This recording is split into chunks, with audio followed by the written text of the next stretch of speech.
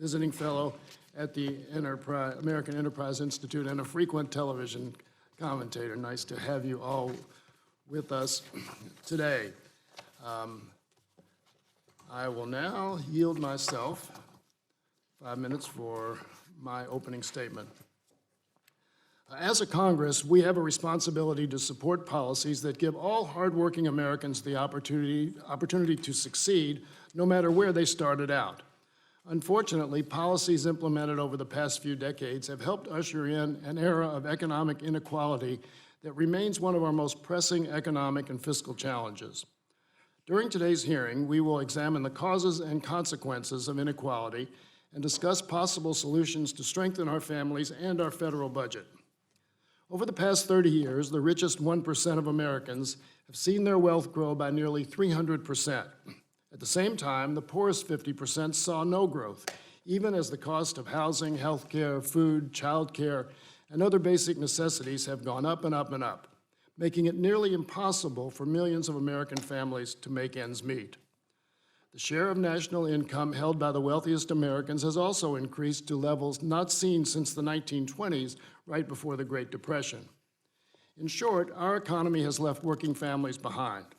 The inequality it has created has impacted every generation. Our nation's seniors are struggling to retire.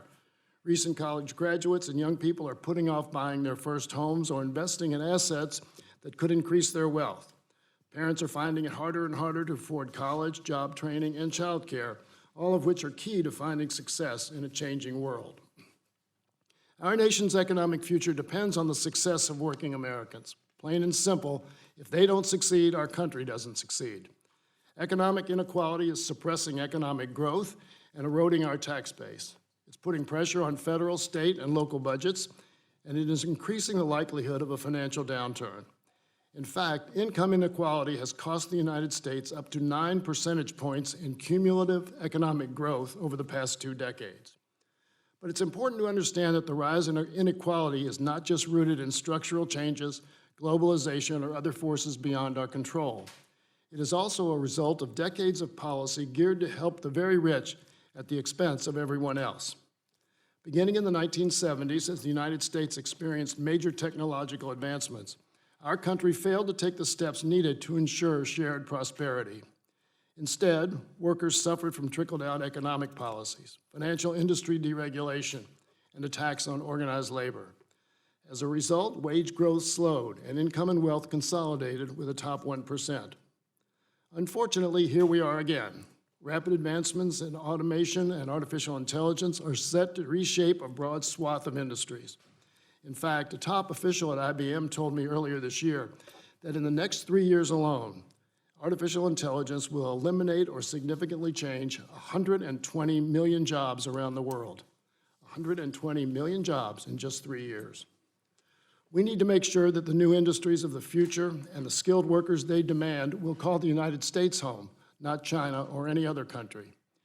Instead, we just blew $1.9 trillion on the Republican tax law that overwhelmingly benefited the wealthy and did little to improve our nation's economy or prepare us for the future. Continued efforts to deregulate the financial industry and roll back consumer protections are endangering working Americans. Legislation aimed at weakening unions is spreading in state houses across the country, and we are setting a record for the longest period in U.S. history without an increase in the federal minimum wage. What's worse, the current administration is advancing policies that would expand work requirements and redefine poverty to make fewer people eligible for assistance, which in turn makes it even harder for them to succeed. America's greatest asset has always been our people, more specifically our workforce. And in this rapidly changing world, it is also our greatest opportunity. But the federal government must step up.